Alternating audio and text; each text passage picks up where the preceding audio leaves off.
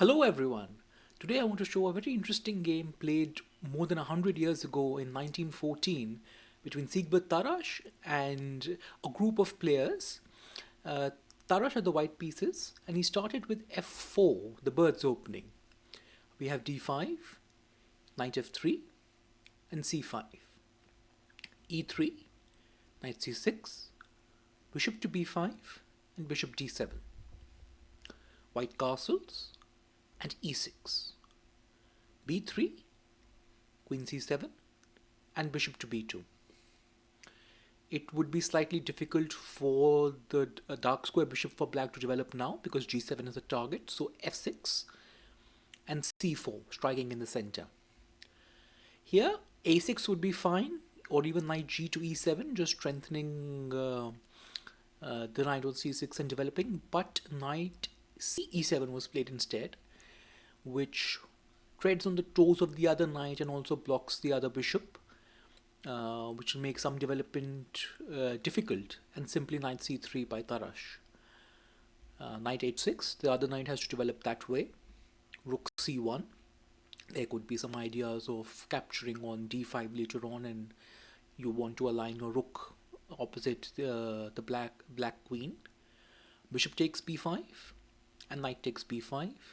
Queen d7, just getting out of the way of the rook and the knight, of course. Queen to e2. Here a6 should be played. White is slightly better, but this is still okay. Knight has to go back to c3 and then d into c4. B takes, knight to g6 and d4. White will retain some advantage, but black can play this. However, after queen e2, the group of gentlemen played knight c6. So the knight has just wasted time. Simply c into d5 first. E takes d5 and e4 now. The black king is in the center, so we want to open up lines. Very sensible.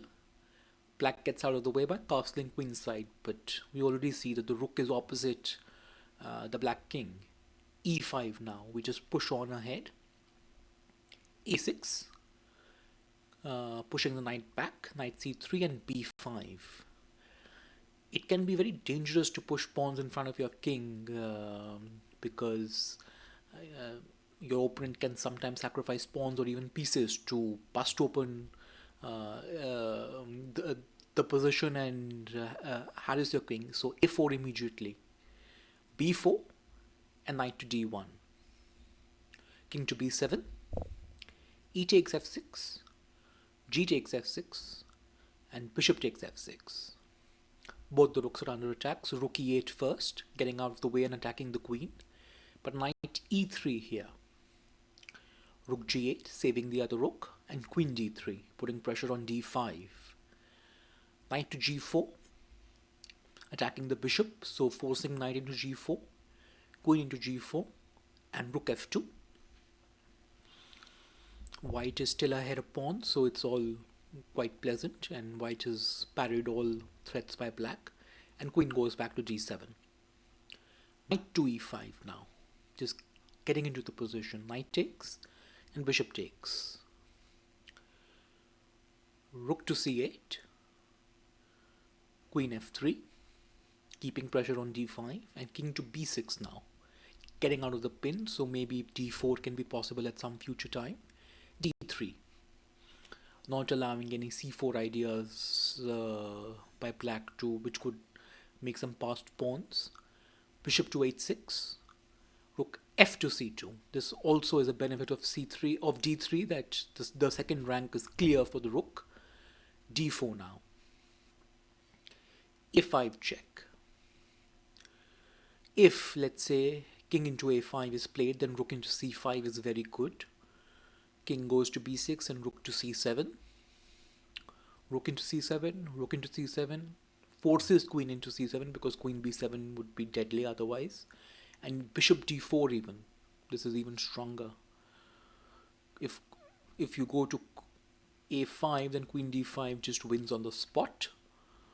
And if you give up the queen that way, then bishop into c5, and this also is easily winning for white. So After a5, white avoided that and went for king to b5, but this runs into a mate in 5 moves, in fact.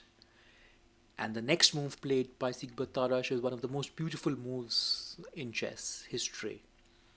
I'll ask you to pause the video here and see if you can find it.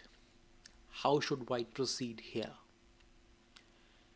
Well, if you found bishop c7, wonderful. This is the move, and it's the ultimate deflection. The best example of deflection you will see probably ever in chess. What's the point here? In fact, black resigned here because there is nothing they can do. If you capture with the rook, then you get queen to b7. We sacrifice the queen again, and again we deflect the rook, and rook c5 is checkmate. If you capture with the queen,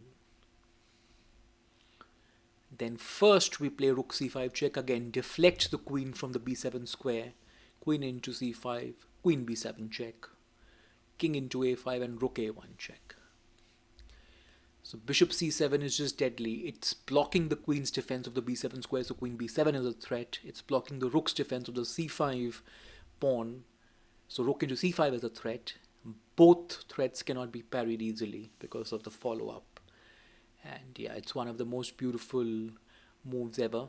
A really remarkable victory by Siegbert Tarrasch. That's why I wanted to show this game.